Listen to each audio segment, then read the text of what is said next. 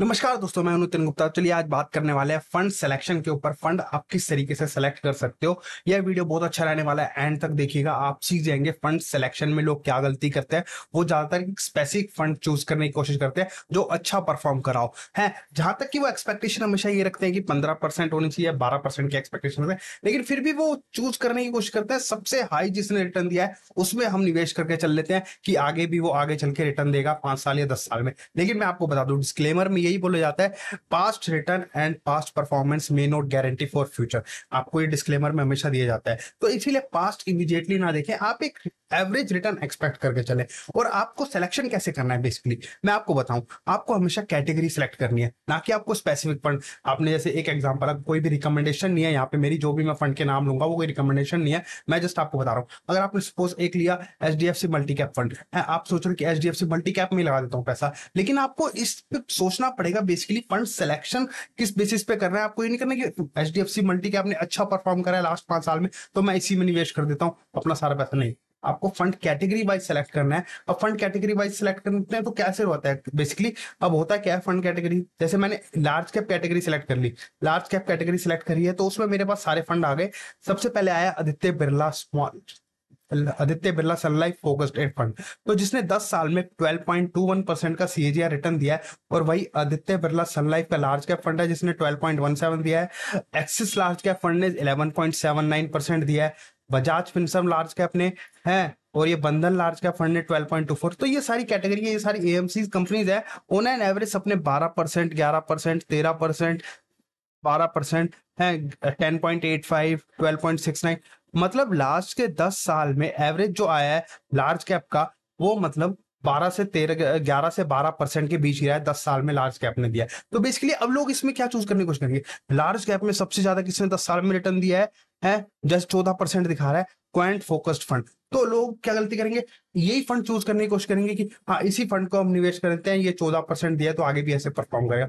लोग यही गलती करते हैं। आपको कैटेगरी में देखना है। अगर देखिए इस कैटेगरी में अगर यही कैटेगरी 10 साल में 15 या 16% का रिटर्न दे रही होती तो बाकी भी उतना ही रिटर्न दे रहे होते, 13-14, सिर्फ 1-2% ऊपर नीचे का डिफरेंस रहता है। कि स्टॉक्स तो वही है बेसिकली, जो लार्ज कैप स्टॉक्स हैं, जो टॉप की 100 कंपनीज हैं, उन्हीं में से इन एएमसी कंपनी ने स्टॉक सिलेक्शन करे हैं और अपने पोर्टफोलियो में रखे हैं। तो सारी कंपनीज उन्हीं स्टॉक्स को तो लग रही है, कोई अलग स्टॉक थोड़ी रख रहे हैं कि अलग से पैदा कर रहे हैं स्टॉक, नहीं, वही स्टॉक्स है, बस किसी के पास वेटेज ज्यादा है, किसी के पास वेटेज कम है, किसी के पास 4 स्टॉक्स, किसी के पास 50 स्टॉक्स हैं, वो किसी के पास 50 स्टॉक्स अलग है, लेकिन अल्टीमेटली परफॉर्म तो दोनों ही करेंगे, लार्ज कैप परफॉर्म करेंगे है। तो इस तरीके से आपको निवेश करना है। और जब 10 साल में लार्ज कैप ने 12% ही दिया है तो मोस्टली सबने ऑन एन एवरेज इतना ही रिटर्न दिया है बेसिकली देखा जाए तो। वर्स्ट केस में सिनेरियो में एक टेरेस लार्ज का फंड है जिसने 9.19% का दिया है, तो कोई ये भी कोई एफडी से जो बेटर ये रिटर्न आपका है बेसिकली है। तो ऐसी अब मैं दूसरी कैटेगरी चूज करता हूं। अगर मैं चूज करता हूं दूसरी इक्विटी मल्टी कैप की कैटेगरी चूज कर लेते हैं, तो यहाँ पे देखते हैं मल्टी कैप में 10 साल में क्या रिटर्न रहा है। 10 साल में देखिए 15%, 361 फोकस्ड फंड है, एक्सिस फोकस्ड फंड है 11.62, सॉरी 11.62, हाँ ठीक है। और ये देखिए इस तरीके से ये बड़ौदा पीएनबी परिवार मल्टी कैप फंड है 13.5%, डीएसपी फोकस्ड फंड है 11.69, और ये फ्रैंकलाइन इंडिया फोकस्ड फंड है 13.54। फोकस्ड फंड वो होते हैं जो एक 30 कंपनीज होती हैं फोकस्ड कंपनी, जिनमें वो निवेश करके चलते हैं, उसमें कोई भी आ सकती है, large cap, small cap, mid cap, top 30 companies होंगी, सिर्फ 30 कंपनियों में निवेश करते हैं, तो वो मल्टी कैप कैटेगरी में ही आ जाती है बेसिकली एक तरीके से। और जो प्रॉपर मल्टी कैप कैटेगरी होती है, मल्टी कैप फंड होता है, उसमें 25% लार्ज कैप होता है, 25% मिड कैप होता है, 25% स्मॉल कैप होता है, और 25% फंड मैनेजर की मर्जी होती है, वो चाहे लार्ज कैप में डाले, स्मॉल कैप में डाले या मिड कैप में डाले, या तीनों का मिक्सर करके वो बढ़ा सकता है वेटेज। ठीक है, तो 25-25% तो रहेगा ही मिनिमम कम से कम। तो इस तरीके से देखिए इस कैटेगरी ने कैसे परफॉर्म करा मल्टी कैप ने, 13.93, 14.40, 13.42, 14, मतलब ऑन एन एवरेज वही 13, 14, 15% का रिटर्न दिया है मल्टी कैप फंड ने लास्ट 10 साल में। तो अब इसमें हम चूज करने की कोशिश करेंगे, हम क्या गलती करते हैं, यार सबसे हाई किसने दिया है वो वाला फंड सेलेक्ट कर लेते हैं। नहीं, जब वो कैटेगरी पूरी परफॉर्म करी है 10 साल में, जब उसने उस कैटेगरी ने ही परफॉर्म सिर्फ 15-16% का रिटर्न दिया है, तो बाकी फंड्स ने भी तो उतना ही दिया होगा, सिर्फ 1-2% का ऊपर नीचे हो सकता है, लेकिन बाकी फंड ने भी तो उतना ही परफॉर्म करा होगा। ये थोड़ी कि एक कैटेगरी, उस कैटेगरी में एक फंड 5-17% परफॉर्म कर रहा है और एक फंड सीधा 7% का परफॉर्म कर रहा है, ऐसा नहीं हो सकता। ऐसा चीज है। तो ये चीज है, ये बेसिकली लोग यही गलती करते हैं कि वो एक ही फंड के पीछे पड़े आते हैं कि वही परफॉर्म करके चल रहा है तो आगे भी कंटिन्यू वही परफॉर्म करेगा। ऐसी एक और एग्जांपल ले लेते हैं, जैसे आपको सिलेक्ट करना है, कोई भी सिलेक्ट करना है, फ्लेक्सी कैप लेते हैं।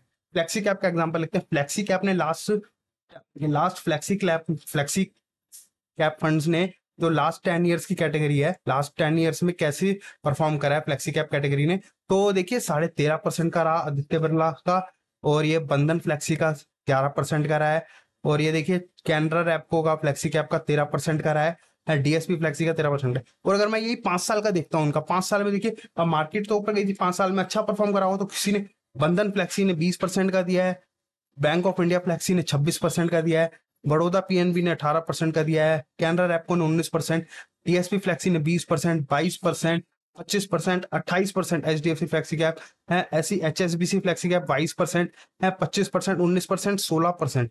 तो ये देखिए जब वो फंड की कैटेगरी अच्छी परफॉर्म करी है, वो कैटेगरी अच्छी परफॉर्म करी है, तो सभी फंड्स ने अच्छा परफॉर्म करा है, बेसिकली सबने अच्छा परफॉर्म किया। किसी ने वर्स्ट रिटर्न भी कम से कम इसमें कितना दिया है, किसी ने वर्स्ट रिटर्न अगर दिया है ऑन एन एवरेज अगर मैं देखूं तो 17.5 का दिख रहा है मुझे, 17.5 पर 16।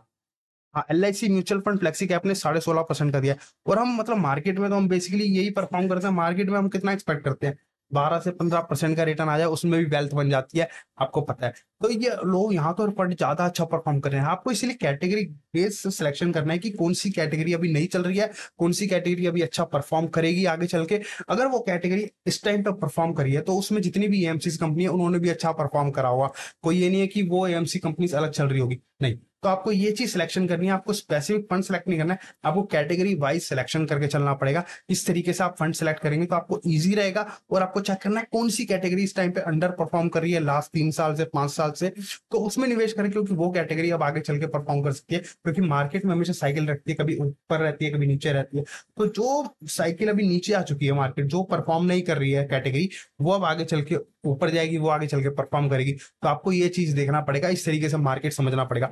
अगर आप मार्केट समझ जाते हो अच्छी तरह, डीपली आप नॉलेज ले लेते हो बिल्कुल, तो आप मार्केट में इजीली पैसा बना सकते हो, मार्केट से इजीली इन्वेस्ट करके पैसा बना सकते हो। क्योंकि चार्ली मूवर कहते हैं टेक अ सिंपलिसिटी, मतलब सिंपल रहो, बिल्कुल सिंपल तरीके से निवेश करो, लेकिन सीरियस होकर निवेश करो अगर वेल्थ बना ली अल्टीमेटली। नहीं तो वेल्थ नहीं बना पाओगे। अगर आप इन्वेस्टिंग में भी ज्यादा एक्टिवली इन्वॉल्व रहोगे तो वो सबसे वर्स्ट है, फिर आप वेल्थ नहीं बना पाओगे बेसिकली। तो यह वीडियो आपको कैसा लगा हो, लाइक एंड शेयर जरूर करें, और अपने दोस्तों अपने रिलेटिव्स में शेयर जरूर करें वीडियो है। अगर आप भी चाहते हो कि उन्हें भी नॉलेज मिले थोड़ी, और आप भी हमारे थ्रू जुड़ सकते हो, अगर आप भी निवेश करना चाहते हो तो आप हमारे से भी कंसल्ट कर सकते हो। बाकी mutual fund investment are subject to market risk, please read all the scheme related documents carefully. नमस्कार।